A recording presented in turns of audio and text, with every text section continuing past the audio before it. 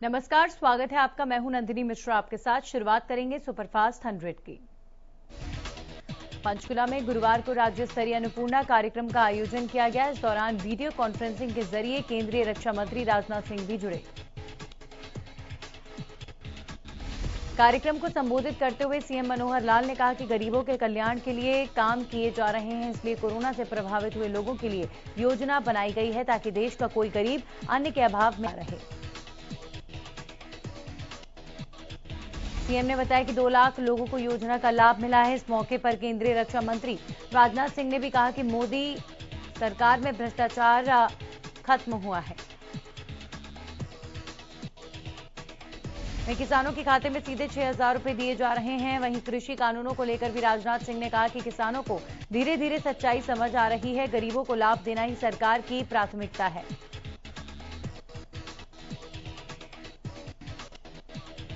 पंचकुला में राज्य स्तरीय अन्नपूर्णा कार्यक्रम का आयोजन किया गया। इस दौरान डिप्टी सीएम दुष्यंत चौटाला ने कहा कि कोरोना संकट के दौरान भारी संख्या में लोग पलायन कर रहे हैं। उस समय राज्य सरकार ने 35 किलो प्रतिमाह राशन देने का काम किया। उन्होंने कहा कि हरियाणा एक ऐसा राज्य बना जिसने प्रधानमंत्री का सपना एक राष्ट्र के एक कार्ड पूरा किया और राशन कार्ड से देश का कोई भी नागरिक हरियाणा के किसी भी राशन डिपो से राशन ले सकता है।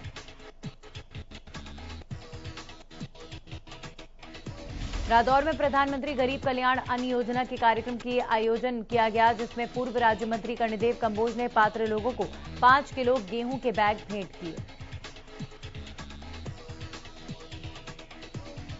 उन्होंने कहा कि सरकार ने कोरोना काल के दौरान किसी भी व्यक्ति को दिक्कत नहीं आने दी और हर घर तक सरकार की ओर से राशन वितरित किया गया। जानकारी देते हुए उन्होंने बताया कि अन्नपूर्णा उत्सव पर 18 व 19 अगस्त को रादौर के 66 डिपो पर कार्यक्रमों का आयोजन किया गया, जिसमें 15,000 राशन कार्ड धारकों को गेहूं के बैग वितरित किए गए। कांग्रेस विधायक किरण चौधरी ने प्रेस कॉन्फ्रेंस करके कई मुद्दों पर सरकार को निशाने पर लिया। किरण चौधरी ने कहा कि बीते 7 साल में प्रदेश में 28 बार पेपर लीक हो चुके हैं। उन्होंने सवाल उठाते हुए कहा कि 7 साल से सरकार क्या कर रही है। किरण ने कहा कि इनके मंत्री कहते हैं कि प्रदेश में पर्ची और खर्ची का सिस्टम खत्म हो गया है, लेकिन 28 बार पेपर लीक होने से साफ है कि यहां पर पर्ची और खर्ची का सिस्टम चल रहा है। उन्होंने कहा कि सरकार जो 75% का एक्ट लेकर आई थी वो भी सिर्फ जुमला बनकर ही रह गया है। प्रदेश में पीजीटी और टीजीटी का सिलेक्शन भी 4 साल के बाद क्राइटेरिया बदलकर किया गया। 2015 से लेकर अभी तक ग्राम सचिव की भर्ती पेंडिंग है। किरण चौधरी ने कहा कि प्रदेश में इससे ज्यादा खराब हालात नहीं हो सकते।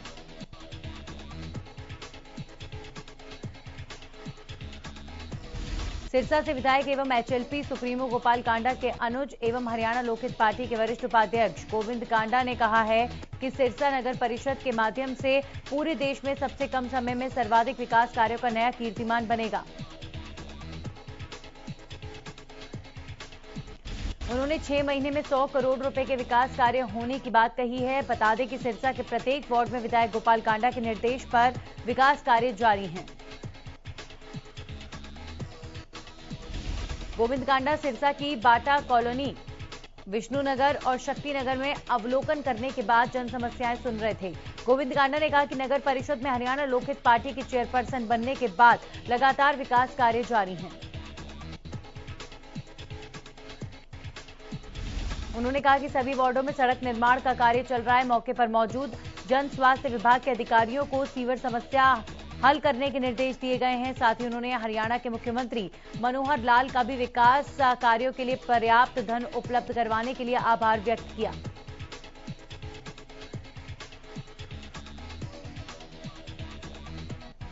कैथल में इनेलो ने बैठक का आयोजन किया, जिसमें इनेलो नेता अर्जुन चौटाला भी पहुंचे। अर्जुन चौटाला ने कहा कि जो नेता पार्टी को छोड़कर दूसरी पार्टियों में गए थे उनके अब फोन आने लगे हैं।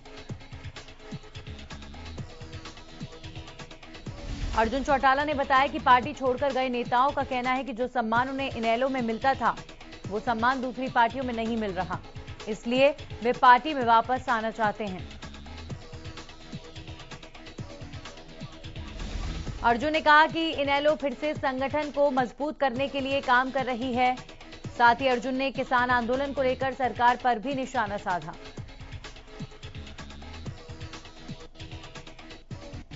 भारत में त्योहारों का सीजन है और अफगानिस्तान संकट के चलते ड्राई फ्रूट्स के रेटों में भारी बढ़ोतरी देखने को मिल रही है। सिरसा में भी ड्राई फ्रूट्स के दामों में भारी उछाल आया है।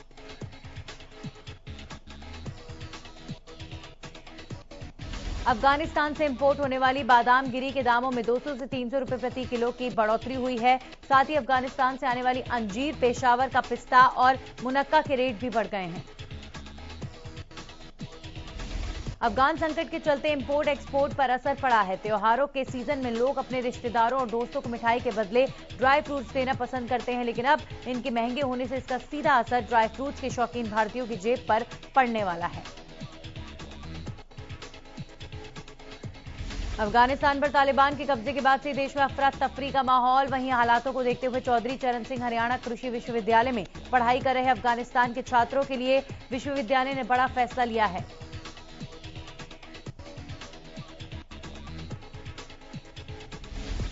फैसले के तहत जिन छात्रों का कोर्स पूरा होने वाला है वो छात्र शिक्षा पूरी होने के बाद भी जब तक अफगानिस्तान नहीं जा सकते हॉस्टल में रह सकते हैं।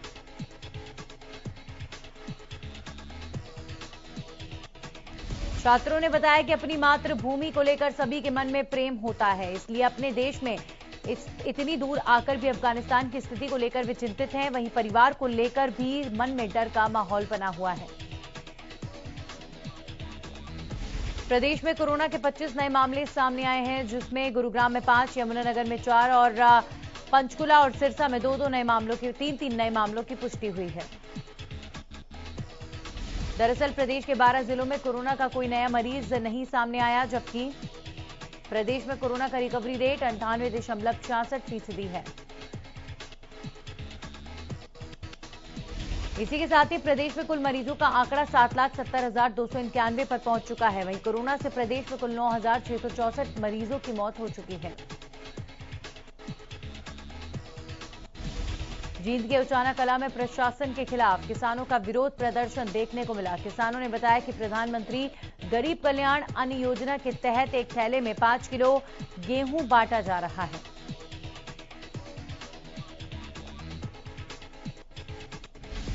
जिस पर सरकार जमकर प्रचार कर रही है। किसानों ने बताया कि एक थैले पर 112 रुपए का खर्च आता है, जबकि एक थैले में 5 किलो गेहूं पर 98 रुपए खर्च आता है। किसानों का आरोप है कि जनता के पैसों को बर्बाद किया जा रहा है।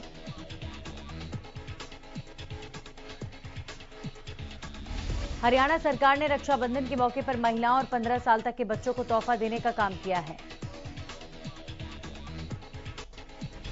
हरियाणा सरकार ने रक्षाबंधन के दिन महिलाओं और 15 साल के बच्चों के लिए हरियाणा रोडवेज और प्राइवेट बसों में सफर फ्री करने का फैसला लिया है, जिसका महिलाओं ने स्वागत किया। अंबाला छावनी बस अड्डे के इंचार्ज ने बताया कि उन्हें सरकार की ओर से आदेश प्राप्त हो गए हैं, जो 21 तारीख दोपहर 12 बजे से 22 तारीख रात 12 बजे तक जारी रहेंगे।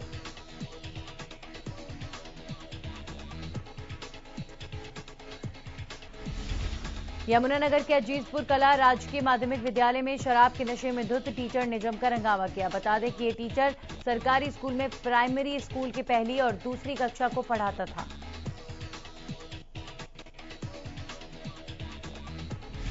दरअसल जब नशे में धुत होकर टीचर स्कूल पहुंचा तो स्कूल प्रिंसिपल ने शराब पीकर स्कूल आने से मना कर दिया, जिसके बाद मास्टर जी ने स्कूल में जमकर गाली गलौज की। इस दौरान स्कूल प्रिंसिपल ने गांव वालों को मामले की जानकारी दी।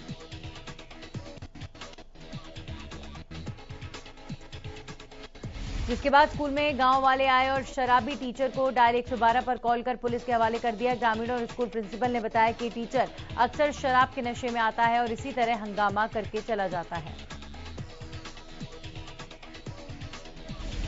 सभी ने टीचर को सस्पेंड करने की मांग की है। साथ ही स्कूल के प्रिंसिपल ने इस मामले में उच्च अधिकारियों को कार्रवाई के लिए लिखा है। सोनीपत में नाबालिग के साथ हुए दुष्कर्म के मामले में 1 हफ्ते बाद भी किसी की गिरफ्तारी नहीं हो सकी है। मामले में जल्द न्याय और अपराधियों की गिरफ्तारी को लेकर पीड़ित परिवार एसपी कार्यालय पहुंचा। परिवार का आरोप है कि दबंग उन पर भी राजीनामा करने का दबाव बना रहे हैं।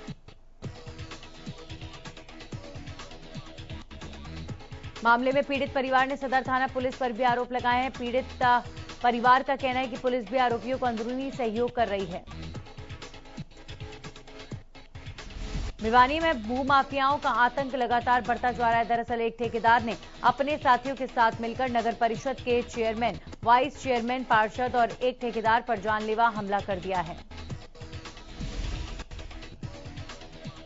सभी को इलाज के लिए अस्पताल में भर्ती कराया गया, लेकिन चेयरमैन रण सिंह यादव को ज्यादा चोटें आने की वजह से गुरुग्राम के लिए रेफर कर दिया गया।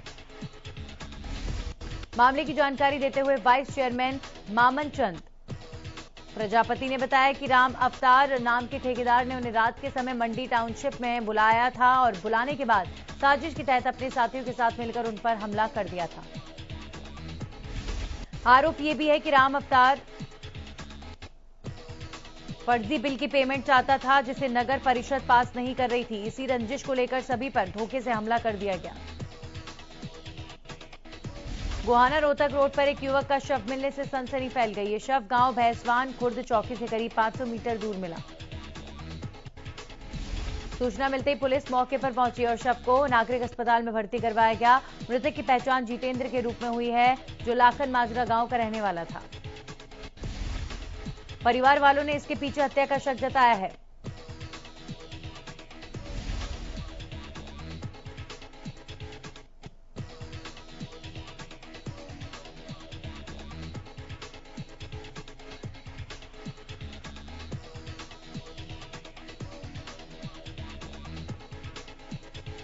परिवार वालों ने इसके पीछे हत्या का शक जताया है। बता दें कि जितेंद्र पर भी कई आपराधिक मामले दर्ज हैं और वो अभी जमानत पर है।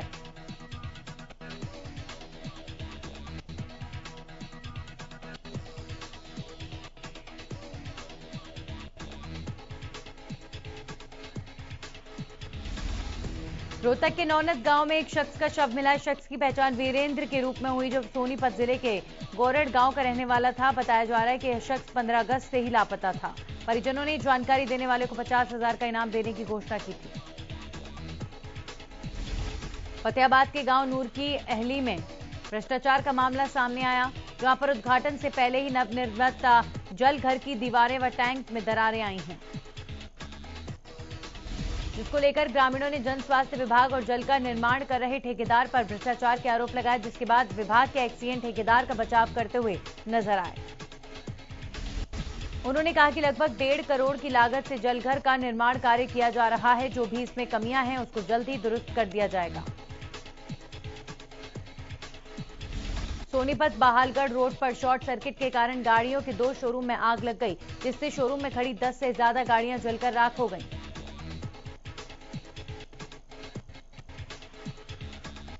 सूचना पाकर मौके पर पहुंची फायर ब्रिगेड की टीम ने कड़ी मशक्कत के बाद आग पर काबू पाया। वहीं आग लगने से करोड़ों रुपए के नुकसान का अंदेशा लगाया जा रहा है।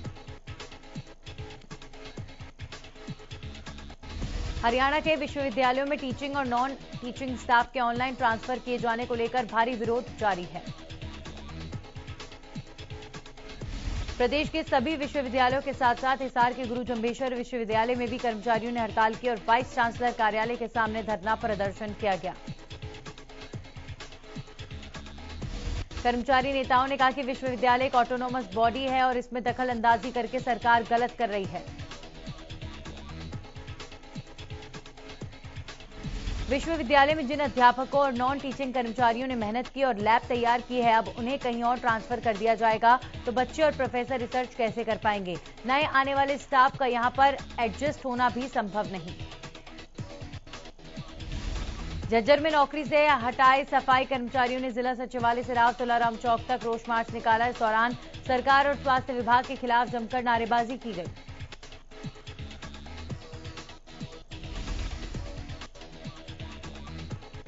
स्वास्थ्य कर्मियों ने कहा कि सरकार और प्रशासन उनकी सुध नहीं ले रहा। स्वास्थ्य कर्मियों के मुताबिक वो पिछले 60 दिनों से सीएमओ दफ्तर के बाहर विरोध प्रदर्शन कर रहे हैं।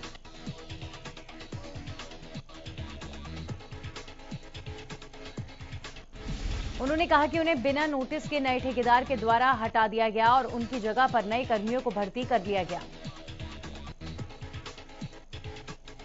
इसको लेकर वो स्वास्थ्य मंत्री अनिल विज के नाम पर ज्ञापन भी दे चुके हैं। विज ने कर्मियों को वापस लगाने के लिए आदेश जारी किए थे, लेकिन फिर भी उनकी बहाली नहीं की गई। अंबाला के कई ग्राम सरपंचों समेत कई लोगों ने केंद्रीय सड़क एवं परिवहन मंत्री नितिन गडकरी को हस्ताक्षर युक्त पत्र भेजा, जिसमें लोगों ने कक्कड़ माजरा यमुनानगर पंचकुला NH 73 पर बने रोड को बनाने की बात कही। फ्लाईओवर के दोनों ओर सर्विस लेन बनाने के साथ AKM बिजली वाला भट्टा के पास बंद किए रोड कट को दोबारा खोलने की मांग की गई है। शहजादपुर के ट्रैफिक इंस्पेक्टर ने रोड कट बंद होने के बाद रॉन्ग साइड से आने वाले वाहनों के कारण होने वाली दुर्घटनाओं से निजात पाने की गुहार लगाई। गोहाना में बीती रात चोरों ने शहर के मुगलपुरा में खड़ी गाड़ियों के टायर और उनकी हेडलाइट चोरी कर ली। सुबह जब लोगों को चोरी का पता चला तो उन्होंने पुलिस को इसकी सूचना दी। लाल बत्ती चौक के पास दुकान में चोरी सिरसा में चोरों के हौसले इस कदर बुलंद हो गए कि अब चोर रात के अंधेरे के साथ साथ दिन में भी चोरी कर रहे हैं। ताजा मामला गुरुवार सुबह का है, जब भीड़भाड़ वाले इलाके में लाल बत्ती चौक के पास डाकघर के सामने एक कन्फेक्शनरी की दुकान में चोरों ने धावा बोलकर हजारों की नकदी पर हाथ साफ कर दिया। इसके अलावा ड्राई फ्रूट की भी चोरी की। हैरानी की बात यह है कि जिस दुकान से चोरी हुई उस दुकान से शहर थाना केवल 200 मीटर की दूरी पर ही है। ऐसे में पुलिस की कार्यप्रणाली पर भी सवाल उठ रहे हैं। पलवल में रफ्तार का कहर देखने को मिला, जहां पर एक ट्रक ने बाइक सवार को टक्कर मार दी। हादसे में 20 वर्षीय युवक की मौत हो गई, जिससे गुस्साए ग्रामीणों ने NH 19 पर शव रखकर जाम लगा दिया। अंबाला छावनी कंटोनमेंट बोर्ड के बंगला मालिकों पर 44 लाख हाउस टैक्स बकाया, जिसको लेकर बोर्ड ने LED स्क्रीन पर उन डिफॉल्टरों के नाम चलाए जिन्होंने हाउस टैक्स जमा नहीं करवाया। हाउस टैक्स जमा नहीं कराने में अंबाला कैंट क्षेत्र के बड़े बंगलों के कब्जाधारी भी पीछे नहीं। यहां के कुल 80 बंगलों के मालिक ने अब तक कंटोनमेंट बोर्ड का 44 लाख से ज्यादा हाउस टैक्स जमा नहीं करवाया। बोर्ड द्वारा पूर्व में ऐसे मालिकों को नोटिस जारी किए गए थे। अब 1 सितंबर से डिपॉजिट अमाउंट पर 1% ब्याज भी जोड़ा जाएगा। इसका नोटिस बोर्ड ने जारी कर दिया है। बीकानेर रेलवे डिवीजन के DRM राजीव श्रीवास्तव ने रेलवे अधिकारियों के साथ सिरसा रेलवे स्टेशन का निरीक्षण किया। रेलवे स्टेशन पर यात्रियों को मिल रही सुविधाओं के बारे में अधिकारियों से जानकारी ली गई और रेलवे के अधिकारियों को समस्याओं के बारे में जानकारी दी गई। इसके बाद रेल उपभोक्ता सलाहकार समिति ने DRM को 20 सूत्रीय मांग पत्र भी सौंपा और हरियाणा व्यापार मंडल के जिला अध्यक्ष हीरालाल शर्मा ने भी ज्ञापन सौंपा। बल्लभगढ़ में ट्रैफिक नियमों की जांच कर रहे एक ट्रैफिक ASI ने स्कूटी सवार पर बदतमीजी करने का आरोप लगाया। दरअसल बल्लभगढ़ के सोना फ्लाईओवर चौक पर ट्रैफिक पुलिस वाहनों की जांच कर रहे थे। उसी दौरान एक स्कूटी सवार बिना हेलमेट के दिखाई दिया, जिसको लेकर ट्रैफिक पुलिस ने मौके पर रोका। इसी दौरान ट्रैफिक पुलिस के ASI राजेश कुमार का आरोप है कि स्कूटी सवार ने उसे नौकरी से निकलवाने की धमकी दी। उन्होंने कहा कि नियमों के आधार पर उन्होंने स्कूटी का चालान कर उसे इंपाउंड कर दिया। वहीं स्कूटी सवार युवक ने पुलिस के आरोपों को निराधार बताया और पुलिस द्वारा उसके साथ बदतमीजी करने का आरोप लगाया। पानीपत से एक ढाबा संचालक की दादागिरी का मामला सामने आया। दरअसल 2 भाई रिफाइनरी पुल के पास बने एक ढाबे पर खाना खाने पहुंचे थे। उन्होंने देखा कि उनके खाने में मक्खी है तो उन्होंने इसका विरोध किया। इस दौरान ढाबा संचालक से उनकी बहस भी हो गई, जिसके बाद ये लोग पैसे देकर वहां से चले गए। इसी बीच ढाबा संचालक ने अपने साथियों के साथ उनका पीछा किया और फाटक के पास उन्हें घेर लिया और दोनों भाइयों की बुरी तरह से पिटाई कर दी। इतना ही नहीं, उनसे सोने की चेन छीनकर फरार हो गए। यमुनानगर के हमीदा में एक युवक की बेरहमी से पिटाई का वीडियो सामने आया है। वीडियो में देखा जा रहा है कि एक युवक को कुछ बदमाशों ने लाठी डंडों से इस कदर पीटा कि उसके हाथ पैरों की हड्डियां तक टूट गईं। मामला 12 अगस्त का है, लेकिन सामने अब आया है और गुंडागर्दी की तस्वीरें सोशल मीडिया पर जमकर वायरल हो रही हैं। घायल युवक को निजी अस्पताल में भर्ती करवाया गया है। मामले में जानकारी देते हुए घायल युवक के मामा ने बताया कि 12 अगस्त को उनके भांजे पर जानलेवा हमला किया गया। जिन लोगों ने हमला किया उन्हीं लोगों ने इस घटना का वीडियो भी बनाया, लेकिन इस पर प्रशासन ने कोई कार्रवाई नहीं की। कालावली के वार्ड नंबर 3 में रहने वाले अंकुर हत्याकांड को करीब 7 महीने बीत चुके हैं, लेकिन पुलिस के हाथ अभी तक इस मामले में खाली हैं, जिसके बाद अब अंकुर के परिजनों में पुलिस प्रशासन को लेकर रोष बढ़ता जा रहा है। मृतक अंकुर की बहन का कहना है कि वो अब रक्षाबंधन के दिन थाने में चूड़ी लेकर पहुंचेंगी। जो पुलिस उनके भाई के हत्यारे तक नहीं पहुंच पा रही है, उस पुलिस को अपने हाथों में चूड़ियां पहननी चाहिए। परिजनों का आरोप है कि पुलिस दबाव में काम कर रही है। साथ ही परिजनों ने यह भी कहा कि जल्द ही अगर इस मामले में कार्रवाई नहीं होती है तो वे थाने के आगे धरना देंगे। करनाल पुलिस की सीआईए वन शाखा को बड़ी कामयाबी मिली है। दरअसल पुलिस ने लूट की वारदात को अंजाम देने वाले 2 गैंग के 6 सदस्यों को गिरफ्तार किया है। बता दें कि एक आरोपी अभी भी फरार बताया जा रहा है। आरोपियों के पास से कई हथियार बरामद किए गए। दरअसल ये दोनों गैंग करनाल के आसपास राहगीरों से लूट की वारदात को अंजाम देते थे। फिलहाल सीआईए वन शाखा ने एक गैंग के 3 सदस्यों को जेल में भेज दिया है और दूसरी गैंग के 3 सदस्यों को रिमांड पर लिया गया है। सिरसा में चोरों ने एक गारमेंट्स की दुकान को निशाना बनाया। चोर दुकान का ताला तोड़कर दुकान में रखा कैश और कपड़े लेकर फरार हो गए। मामला दर्ज कर चोरों ने की तलाश शुरू कर दी गई है।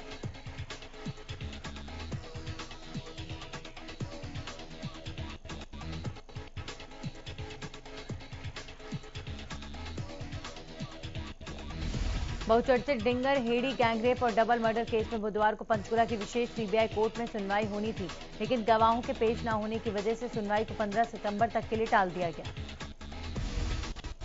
15 सितंबर को सुनवाई के दौरान गवाह एग्जामिन किए जाएंगे। साल 2016 में 25 अगस्त की रात को तावड़ू उपमंडल के गांव डिंगरहेड़ी में एक परिवार के साथ दोहरी हत्या, 2 युवतियों के साथ सामूहिक दुष्कर्म समेत मारपीट का मामला सामने आया था। इस मामले में स्थानीय पुलिस ने घटनास्थल के नजदीक नंदू की थानी से 3 आरोपियों को गिरफ्तार भी किया था। मामला तूल पकड़ने के बाद आरोपी और पीड़ित परिवार की ओर से सीबीआई जांच की मांग की गई थी। मामले में फिलहाल कुल 11 आरोपी हैं, जिनमें से 10 जेल में हैं और एक आरोपी अभी भी फरार है। अफगानिस्तान को पूरी तरह अपने कब्जे में लेने के बाद तालिबान की नजर अब वहां के क्रिकेट बोर्ड पर है। दरअसल तालिबान अफगानिस्तान क्रिकेट बोर्ड के ऑफिस में दाखिल हो चुका है, जिसकी तस्वीर सामने आई है। तालिबान के इन आतंकियों के साथ पूर्व क्रिकेटर अब्दुल्ला मजारी भी हैं। इससे पहले अफगानिस्तान क्रिकेट बोर्ड ने दुनिया को इस बात का भरोसा दिलाया था कि तालिबानी खौफ के बीच भी खेल को नुकसान नहीं पहुंचेगा। एसीबी की सीईओ हामिद शेनवारी ने यह दावा किया था कि क्रिकेट को इससे कोई नुकसान नहीं होगा, क्योंकि तालिबान इस खेल को पसंद करता है और इसका समर्थन करता है।